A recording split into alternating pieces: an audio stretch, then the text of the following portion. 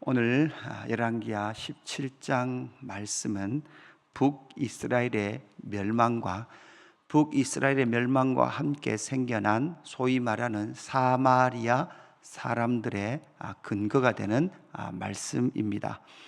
예수님 시대, 그러니까 북이스라엘이 망한 700년이 지나 예수님 시대에 와서도 사마리아 사람들이라는 사람들이 존재했던 그 뿌리, 그 근원이 오늘 이 열왕기하 17장에 나타나는 멸망입니다.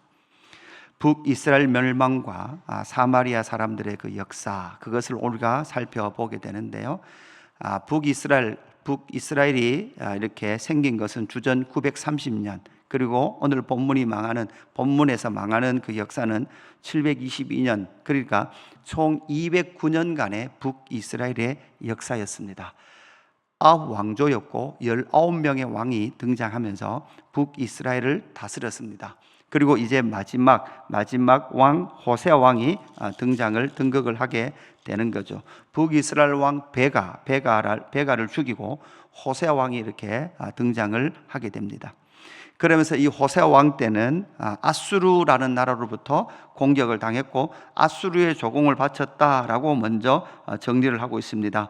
17장 3절에 보니까 아수르 왕 살마네셀 이렇게 나타나고 있죠. 살마네셀 5세, 그리고 뒤에 이제 나타나는 왕은 사르곤 2세 이렇게 이어지게 됩니다. 그 상황 가운데서 이 호세아 왕이 아수르에게 조공을 바치지 않고 애굽 왕 소에게 제물을 바쳤다 이렇게 말하고 있습니다. 오스르곤 2세, 4세, 오스르곤 4세라고 말하는 애굽의 왕조입니다. 이 애굽의 왕에게 조공을 바쳤던 이런 상황 가운데 펼쳐지면서 결국 나라가 망하고 아수르의 식민 정책이 무엇이었습니까? 인구 혼합 정책이었습니다. 이 인구 혼합 정책을 통해서 나라가 국권을 잃어버린 상황 가운데서 이제 사마리아 가운데 피가 섞인 혈통이 섞인 사람들이 등장하게 되는 거죠. 우리는 오늘 이 17장 말씀을 통해서 왜 북이스라엘이 망했는가라는 것을 하나님은 다시 한 번 더 말씀하고 있습니다. 그러면서 우리는 엘리야 선지자가 갈멜살 전투 이후에도 하나님의 나라 백성들이 여호와와 그 이방 신들 사이에서 머뭇머뭇거렸다, 그렇게 엘리야 선지자가 책망했습니다. 그래서 결국은 하나님의 나라 백성들이 하나님과 세상 사이에서 무엇했습니까? 머뭇했습니다. 하나님은 신명기 12장 2절 3절에서 분명히 이렇게 말씀하죠. 너희가 쫓아낼 민족들이 그들의 신들을 섬기는 그곳 높은 산이든지 작은 산이든지 푸른 나무 아래든지를 막론하고 그 모든 곳을 너희가 마땅히 뭐하고 파멸하며, 너희가 들어가면 가나안 부족들이 섬기고 있는 우상들이 있을 것이다. 그 우상들을 파멸하고 그 제단을 헐며 주상을 깨트리며 아세라상을 불사르고 또 그 조각한 신상을 찍어 그 이름을 그곳에서 멸하라, 이렇게 말씀하셨습니다. 이것이 바로 하나님께서 이스라엘 백성들이 약속의 땅 안에 들어가서 해야 될 일이었습니다. 이 말은 이미 그 땅 안에는 이런 우상들로 충만했습니다. 그곳 가운데 하나님은 이스라엘 백성들을 집어 들어가게 하셨음에도 불구하고 그들은 그 땅에서 무엇합니까? 여호와 앞에서 머뭇거리는 신앙을 했습니다. 어떤 사이에서 머뭇했습니까? 제국의 힘 사이에서 그들은 머뭇거렸습니다. 여호와와 제국 사이에서 그들은 머뭇거렸다는 것이죠. 오늘 3절 4절 앞에서 말씀드렸듯이 아수르 왕 살마네셀이 올라와서 호세아에게 조공을 받아갔습니다. 이 말은 이미 갈릴리 지역 모든 지역은 이미 누구에게 넘어갔습니까? 아수르 살마네셀에게 넘어갔습니다. 어디밖에 남지 않았습니까? 사마리아밖에 남지 않았어요. 이미 북쪽 땅은 다 골란 고원부터 해서 갈릴리 지역 땅들은 거의 다 이미 살마네셀에게 넘어갔습니다. 이 가운데 이 호세아 왕은 누구를 섬겨야 될 상황이었는가? 그럴 때 이 호세아가 어떻게 합니까? 4절에 그가 애굽 왕 소에게 사자를 보내고 해마다 하던 대로 아수르 왕에게 조공을 드리지 아니했다, 이렇게 기록을 하고 있죠. 여러분, 그러니까 이 지금 호세아 왕은 아수르냐 애굽이냐 지금 이 고민하는 거예요. 아수르냐 애굽이냐. 여러분, 지금 아수르입니까 애굽입니까? 우리는 대부분 이런 상황 가운데 놓여요. 근데 사실은 아수르도 아니고 애굽도 아니고 누굽니까? 여호와 하나님을 찾아야 합니다. 호세아서 12장 1절과 6절 말씀에 보면 이런 말씀이 나오죠. 에브라임은 바람을 먹으며 동풍을 따라가며 종일토록 거짓과 포악을 더하여 아수르와 계약을 맺고 기름을 애굽에 보내도다. 계약은 누구와 맺고? 아수르와 맺고 기름은 누구에게 보내요? 애굽에 보내는 거죠. 이런 상황 가운데서 하나님 뭐라고 말씀합니까? 그런즉 너희 하나님께로 돌아와서 누구에게 돌아오라는 거예요? 오라는 겁니까? 하나님께로 돌아오라는 거예요. 인애와 정의를 지키며 항상 너희 하나님을 바랄지니라. 여러분 옆에 있는 이런 제국, 이런 나라들은 사실은 어떤 나라입니까? 하나님께서 이스라엘을 다루시는 도구였는데 그 도구가 여러분 뭐가 되는 거예요? 숭상의 우상이 되는 거예요. 하나님은 때로는 우리를 건강으로 다루시기도 하시고 때로는 우리를 돈으로 다루시기도 하셔요. 그런데 여러분 어떻습니까? 그렇게 다루심을 받고 나면 우리는 대부분 건강이 우상이 돼요. 한번 몸이 아파 본 사람들은 모든 삶이 그냥 건강이 우상이 돼버려요. 재정적으로 어려움을 겪어보면 모든 삶의 우상이 뭐가 돼요? 돈이 돼버려요. 하나님은 그 가운데서 누구를 찾으라고 말씀하십니까? 하나님을 찾으라고 말씀합니다. 하나님을 의지하는 법을 배우라고 말씀합니다. 여러분 세계사의 주인은 누굽니까? 하나님이십니다. 하나님을 찾으라고 요청하고 계시는 것이죠. 세계사, 세계 주변 국가들은 의지의 대상이 아닙니다. 바라볼 대상이 아닙니다. 오직 누구만 바라보고 의지해야만 했습니까? 여호와 하나님께로 돌아와서 여호와 하나님을 의지함에도 불구하고 그들은 세계 역사 가운데 제국의 그 역사 속에서 머뭇거리고 있었다라는 것을 말씀하고 있습니다. 두 번째는 어떤 사이에서 머뭇거리고 있었습니까? 우상과 여호와 사이에서 머뭇거리고 있었습니다.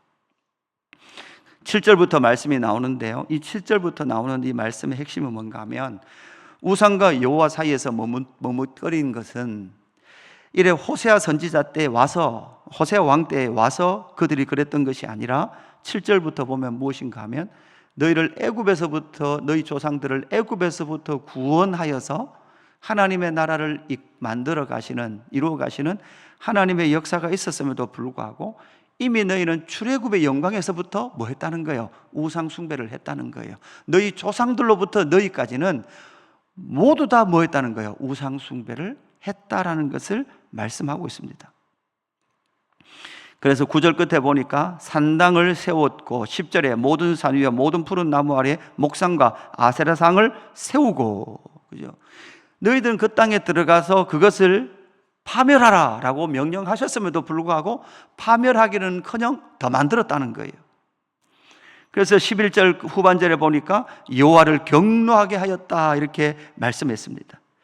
그렇게 우상을 세우고 나면 일어나는 일이 있죠. 13절에 보니까 뭐라고 말씀합니까? 여호와께서 각 선지자와 각 선견자를 통하여 이스라엘과 유다에게 지정하여 이르시기를 너희는 돌이켜 너희 악한 길에서 떠나라 라고 명령했음에도 불구하고 14절 그들이 듣지 아니하고, 선지자와 선견자의 말을 듣습니까? 듣지 않습니까? 듣지 않아요.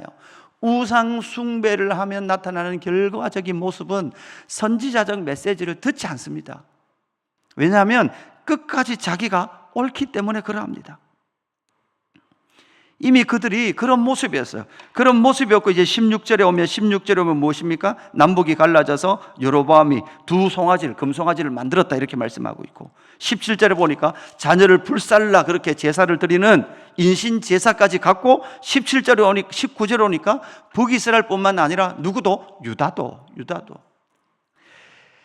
그러니까 인간 안에 내재되어 있는 끊임없는 우상 숭배의 뿌리를 우리에게 말씀해 주고 있어요. 자, 이 말은 우리는 괜찮다라고 말할 수 없다는 거예요. 이스라엘만 그렇다라고 말씀할 수 없는 거예요. 북이스라엘이 그랬을 뿐만 아니라 누구도 그랬어요? 남유다도 그랬습니다. 여호와의 구원을 보고 출애굽의 구원을 받음에도 불구하고 끊임없이 그들은 우상을 숭배하고 여호와 하나님 사이와 우상 사이에서 머뭇거리고 있었던 이스라엘 백성들의 모습을 우리에게 보여주고 있는 거죠. 저와 여러분은 예수 그리스도로 말미암아 구원을 얻었습니다. 하나님의 나라를 얻었습니다. 그럼에도 불구하고 우리 사이에 계속해서 도전해오는 그 우상 숭배라는 뿌리가 있을 겁니다. 우리는 그 사이에서 머뭇거릴 수 없습니다.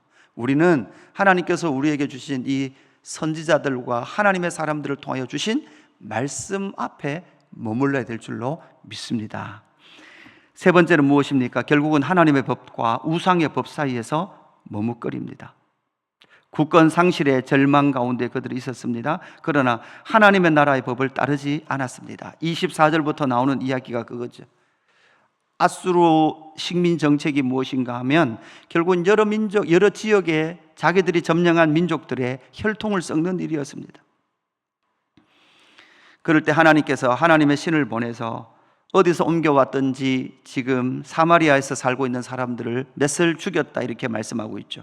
그럴 때 바로 이 아수르 왕이 무엇입니까? 어떻게 말합니까? 26절 끝에 보니까 이렇게 말합니다. 26절 끝에 그들이 그 땅 신의 법을 알지 못함이니이다. 여러분, 아수르 왕도 아는 거예요. 그 땅을 통치하시는 신이 있을 건데 그 땅에 들어가면 뭐를 섬겨야 됩니까? 뭐를 따라야 됩니까? 그 땅에 신의 법을 따라야 된다. 하물며 세상의 나라의 왕도 그 땅의 신의 법을 따라야 된다는 것을 아는데도 불구하고 하나님의 나라 백성들은 세상 법과 하나님의 법 사이에서 머뭇거리고 있었다라는 것을 우리에게 말씀하죠. 그들은 결국은 만들어냅니다. 30절에 보니까 만들어요. 왜 그렇게 만듭니까? 32절 후반절에 보니까 자기를 위해서 만들어요. 자기를 위해서. 신앙생활도 자기를 위해서 합니다. 진리를 추구하고 진리의 생명과 구원의 영광과 통치를 위하여 신앙하는 것이 아니라 자기를 위해서 신앙합니다. 그래서 교회 안에서도 자기 기분이 나쁘거나 자기의 체면이 상하면 교회를 떠납니다. 신앙을 떠납니다. 자기 몸이 불편하면 교회를 떠나는 거죠. 하나님의 법, 세상의 법에서 머뭇거려서는 안 됩니다. 생명의 성령의 법이 저와 여러분을 다스리도록 하십시오. 그렇지 않으면 어떤 자들이 나옵니까? 결국은 사마리아 사람들이 나오게 됩니다. 무엇입니까? 여호와도 섬기고 우상도 섬기는 사람들이 나오죠.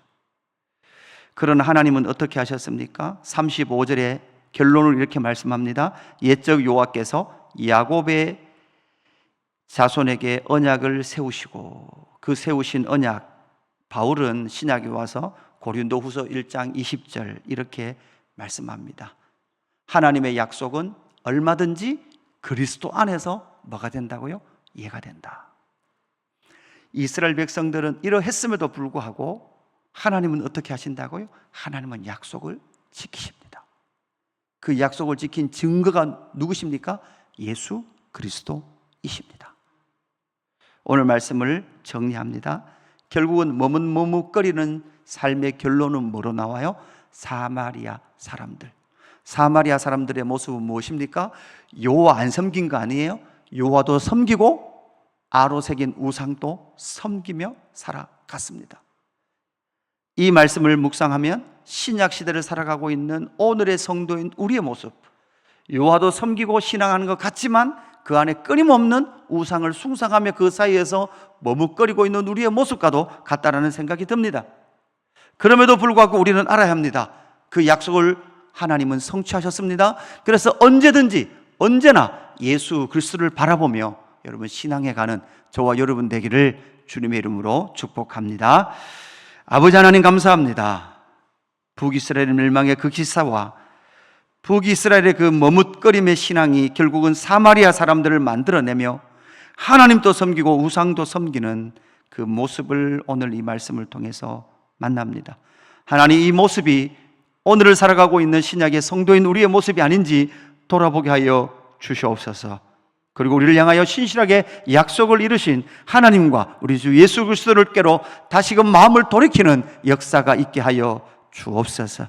우리의 유일한 구원자, 우리의 유일한 길 대신 예수 그리스도를 사랑하며 나아가는 저희의 삶이 될 수 있도록 역사하여 주옵소서.